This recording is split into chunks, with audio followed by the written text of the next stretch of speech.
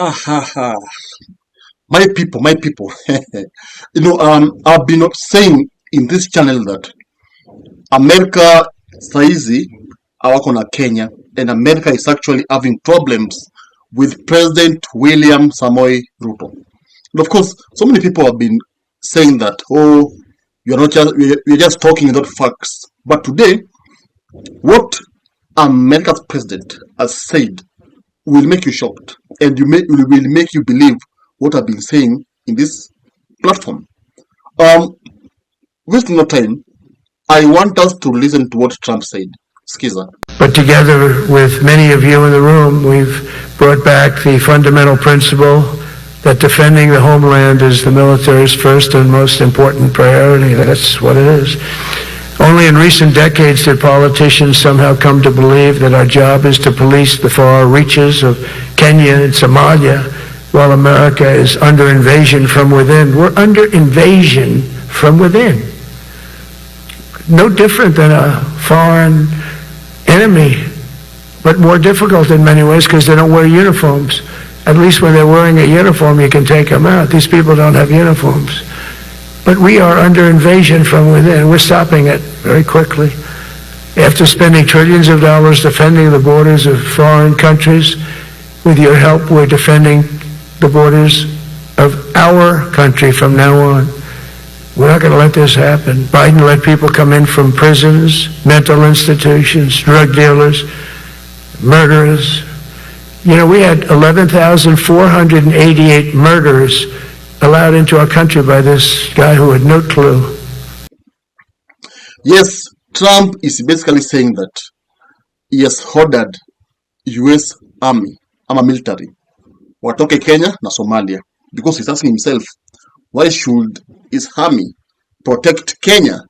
Yeah, already USA, waende New York, waende San Francisco, protect our country.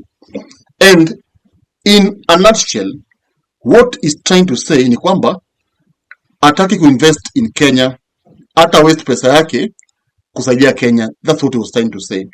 And of course, so many people would ask themselves, like, why is, Trump saying all this? Remember, Trump, the US administration, has been linking Ruto na mambo ya Sudan, that Ruto is actually sending weapons to help the ongoing fights in Sudan. William Ruto, you need to know, the Americans want to know why you are working with Al-Shabaab.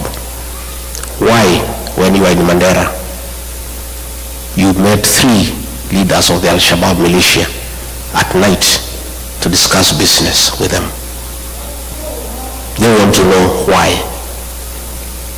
They also want to know why you have removed the requirement for vetting of non-Kenyans before they are given IDs. The Americans are concerned that suspected terrorists will be registered as Kenyans and they will find their way to America. And of course, there's this issue of Al-Shabaab, whereby Gachagua alisema kwamba William Ruto is meeting Al-Shabaab at night and is having deals with them. You see, that's a very grave allegation, especially kwa president. And Gachagua's, statement really hurt Ruto to the point whereby even the government was planning to arrest Gachagua. Ni vile tu haongeza, because they know very well that kama wangearrest Gachagua, kulikuwa na vita Kenya. Because Gachagua is a public figure na anapendwa, kweli, anapendwa. So, you see, what is coming out here is that Ruto has messed this nation. Yes, I'm a Mexican from inside and outside. Of course, there's some people who love Ruto will ask me, why am I saying this? Because umesikiza kenye Trump amesema. That Trump amesema kwamba he won't invest in Kenya. In fact, he's even asking himself, why should USA send money to Kenya?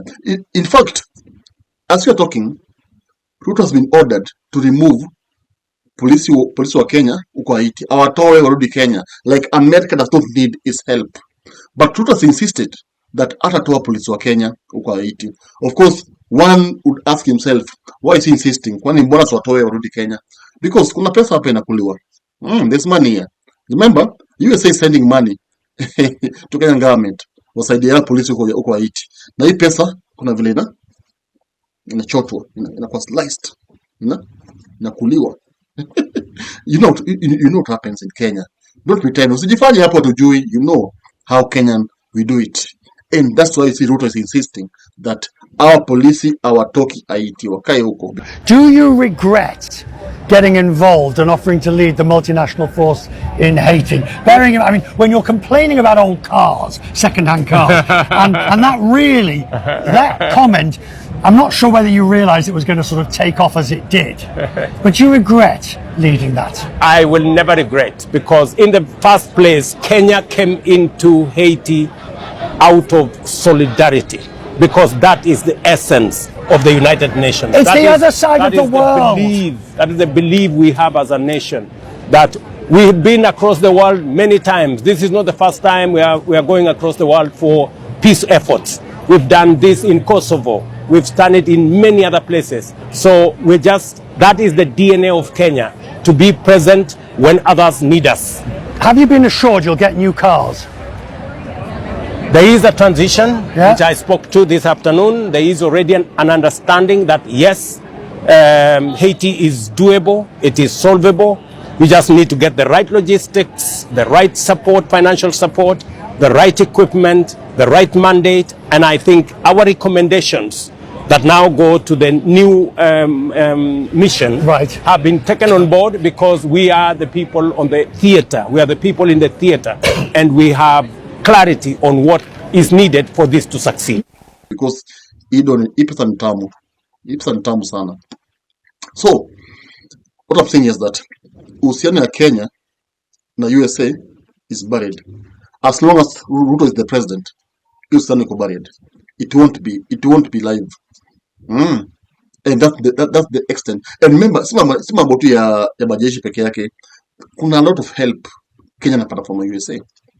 Kuna so many donations, kuna ma NGOs all over this country from the American government. And you see, zote zikikatwa, of course, this will lead to unemployment tena, and people will be jobless. I think that's why people are saying one time, because life ni ngumu. So Gachagua amemaliza Ruto. All these things came from Gachagua. Then USA wakaanza kuchunguza, and I think wampata ukweli kwa hizi wamepata ukweli. That's why you see they are taking their time to cut link na Kenya. And remember, even Ruto went to USA last week. In fact, he was having even the speech at UN, and we could see no American was there to listen to him. What walitoka kaenda. Even other leaders, world leaders, they all went away. They never wanted to listen to him. Hey, tusikize huyu muongo. We can't do this. And they left. That's how it is. So that's the extent ya damage William Ruto amekosa Kenya. And people don't know, will never know. Like the damage is there. And Kenya is losing a lot. That is the truth. Okay, that's hiyo ni ukweli ya maneno. Yeah, hiyo ni ukweli. So Gachagua amemaliza Ruto. And this thing will even go to 2027. Because USA can easily influence the outcome of an election. Remember, last election, Raila said that USA supported Ruto. That's why Ruto won. Yeah, they have the power to actually make you win or lose. So all this will actually extend, to the election. And whoever will win in 2027, America will decide. I'm telling you, take that to the bank, and I will be here, I will remind you. Tell me what to think. Do you think Ruto will actually win back the love ya America? Ama hiyo mapenzi imeisha? Comment there, and of course, I'll be glad to answer you back. Thank you. If you love politics, then Dr. Politica is your cup of tea. The place for minds that think. If you are watching this from anywhere else, search the name, hit subscribe, and stay sharp with us.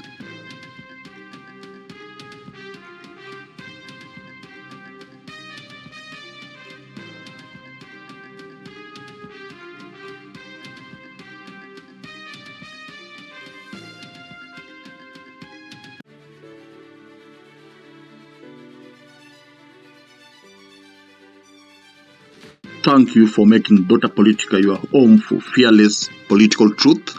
Every view, every like, every share fuels the fire behind the hours of research, filming, and editing we pour into each episode.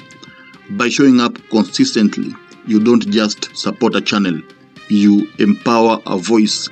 In a world ruled by headlines, spin, and power games, you remind us that real people still care about real facts. We are here to inform, inspire, and ignite critical thinking, not just for today, but for generations to come. You are not just a viewer, you are the reason this platform exists.